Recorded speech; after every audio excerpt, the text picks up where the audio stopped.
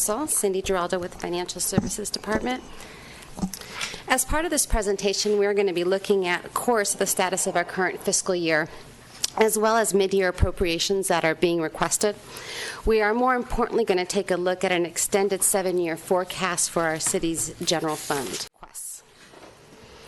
With that, this next slide shows our projected year-end reoccurring general fund balance. At the time of budget adoption, we had projected a reoccurring deficit of about $1.3 million.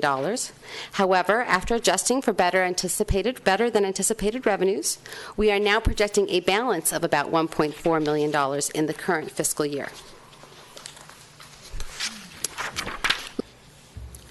While fiscal year 2016-17 is looking strong with the results coming in slightly better than anticipated, when we look further out, our future tells a very different story. The blue shaded area represents the expected city revenues. City revenue is projected to grow at a healthy 3% per year. However, as shown by the red shaded area, city expenses driven by increasing pension costs quickly overwhelm city revenues, generating the largest deficit the city general fund has faced. Recently, CalPERS announced that they will be reducing the discount rate of their expected investment return down 0.5% to 7% from the previous 7.5%.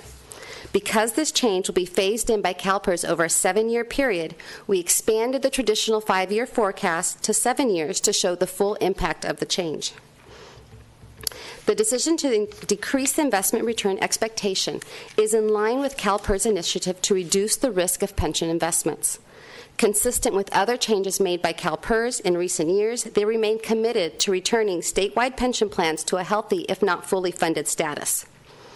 So while fiscally prudent and appropriate action is being taken by CalPERS, the impact to our city finances is significant. What you can see is our current $1.4 million reoccurring balance turns into almost a $19 million recurring deficit by fiscal year 2022-23, essentially doubling the deficit previously projected. So with pension costs being a primary driver of the deficit, I felt it was necessary for both the council and the public to have a better understanding of what those costs are. This slide shows that while the general fund is currently paying $21 million annually for employee pension benefits, the cost is projected to double to nearly $42 million by fiscal year 22-23, a growth rate and magnitude that simply cannot be absorbed by the general fund as it stands today. The city maintains separate pension plans for police, fire, and what we call miscellaneous, which includes all non-police and fire employees. This slide shows how the city's total pension cost breaks down on a per-employee basis. So for each police officer, the pension cost will increase from $50,000 per year to nearly $94,000 per year. For each firefighter, the pension cost will increase from $31,000 to $75,000 per year. And for miscellaneous employees, the cost will increase from $13,000 to $26,000 per year. It is important to understand that this cost is not being driven by any recently granted new or enhanced benefits. The escalating cost is driven by a CalPERS mandate that all employers must pay down the unfunded liability for benefits earned in prior years. Reflected as a percentage of pensionable payroll, this slide shows what the City of Burbank contributed towards its employer pension costs from the early 80s through this coming fiscal year. So it reflects the amount paid by the city to cover both the employer normal cost as well as the unfunded liability payment due. So we can see that the pension cost started off in the early 80s at levels relatively consistent with what we have seen the last few years. However, as a strong economy took hold in the 80s and 90s, city pension rates began to decline as our unfunded liability changed to fully funded to levels as high as 140% funded.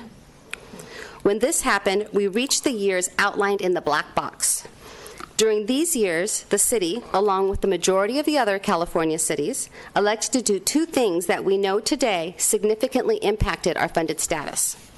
First, in each year within the black box, the city paid less than the employer normal costs.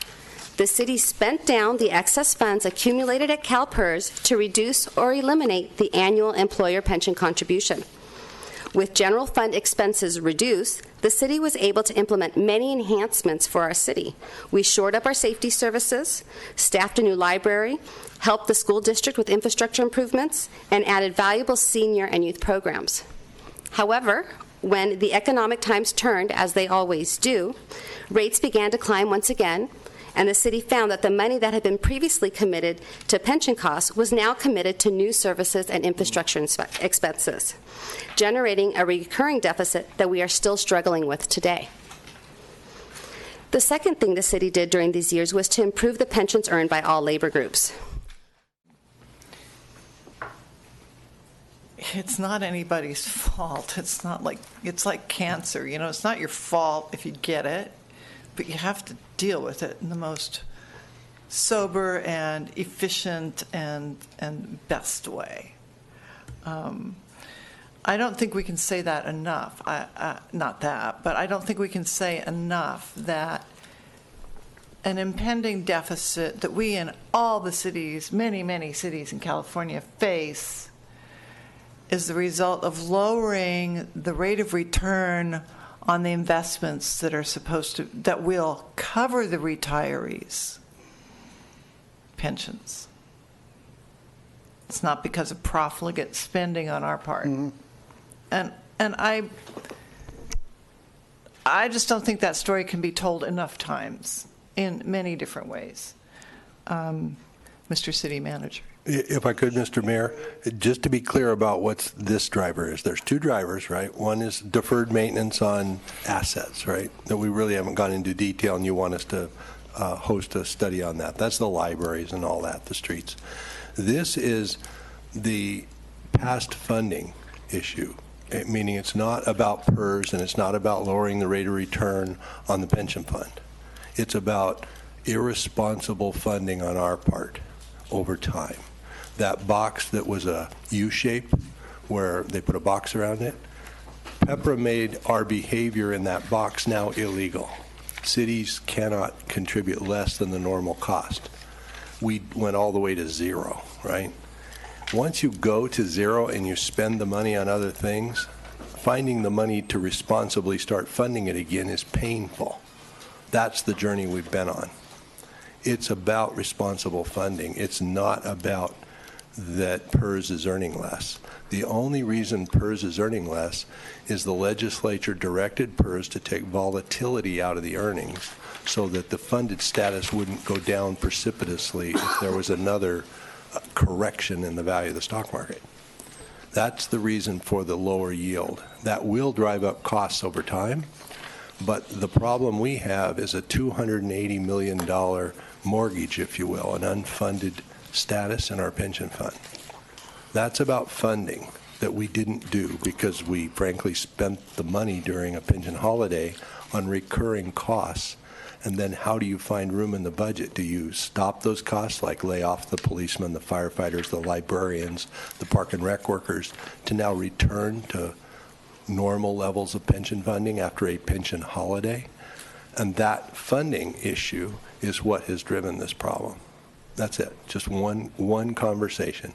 It was about funding, and cities like us did it all over California. So they just passed a law and said, never again, no more pension holidays.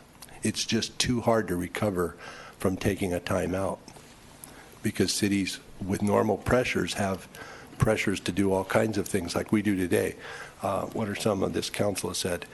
You would like to see cameras on your police officers, right? We wanted another library, and we love our Buena Vista Library, but that's where the money went. And so it was just that we spent the money that should be going in the pension fund on more services. It's awkward to talk about, but that U-shaped graph is what's wrong.